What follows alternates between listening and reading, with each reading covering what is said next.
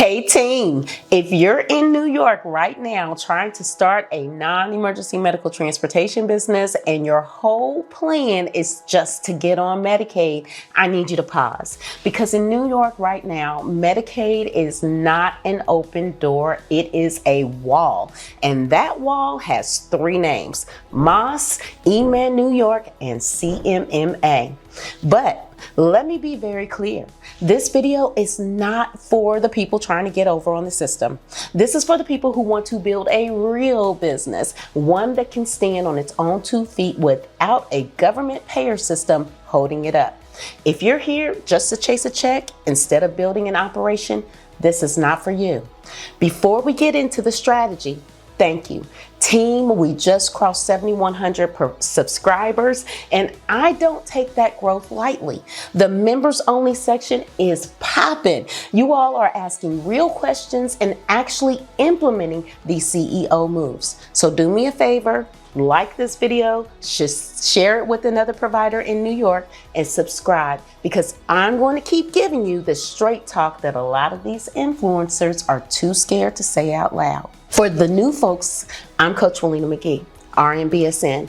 I help healthcare providers move from the bedside to the CEO chair by building premium self-pay healthcare transportation businesses, also known as NEMT.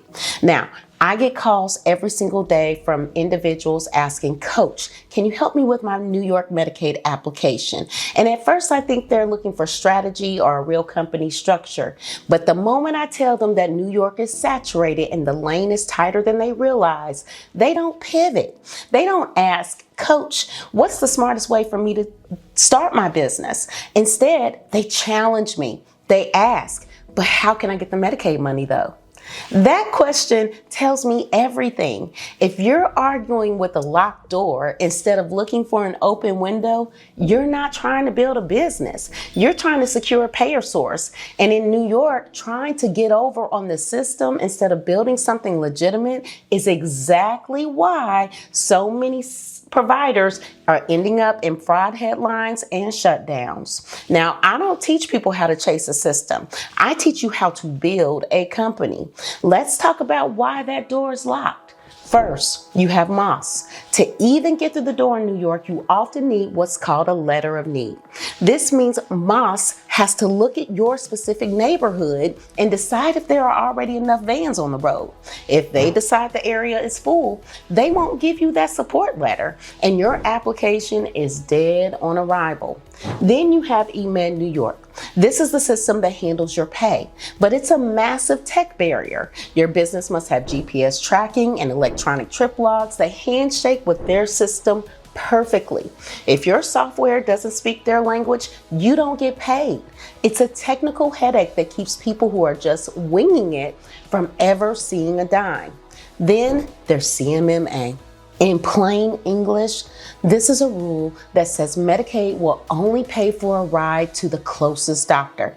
Now, as a nurse, I know that the closest doesn't mean best. If a patient has a specialist they've trusted for 10 years, but that doctor is at 3 towns over, the system can say, no, there's a clinic 2 blocks away. We're only paying for a ride to that one. I call this the choice barrier. It is a total breakdown in continuity of care. Patients don't want the closest option. They want the doctor who knows their history. When the system forces a family to choose between their trusted doctor and a free ride, it leaves that family feeling stranded.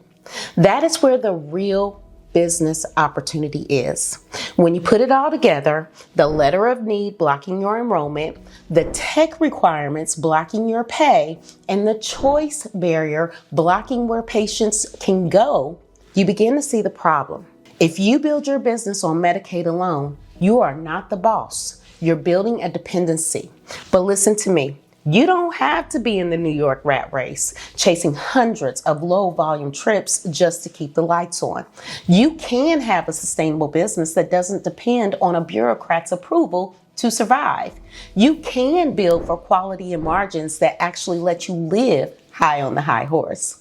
That's the premium self-pay lane, and that is why it is the better way, because it's built on high-value client rights. See, families in New York aren't just looking for a car. They are looking for a healthcare professional who understands the clinical side of the trip. They aren't paying for reliability. That is a bare minimum expectation. What they are actually paying for is clinical insight. They want a provider who understands their loved one's specific condition, their mobility challenges, and the medical equipment they're using. They are paying for the choice of continuity. They want the freedom to go to the specialist they trust, regardless of what a map says. And finally, they are paying for professional advocacy. They want a provider who has the clinical eyes to recognize that when a patient is in distress or needs extra support during the transition from home to the clinic. Think about the daughter in the suburbs who needs to get her dad to chemo. She doesn't want a random driver from a portal. She wants a healthcare professional who understands the clinical stakes. She wants to deal with you. So here's my message. Stop chasing approvals and start building a business you actually own. If you're ready to navigate New York the right way, head over to my website at www.nemtstartupcoach.com and grab my New York State checklist bundle. It's going to show you exactly what you need to have in place to stand out as a high value provider.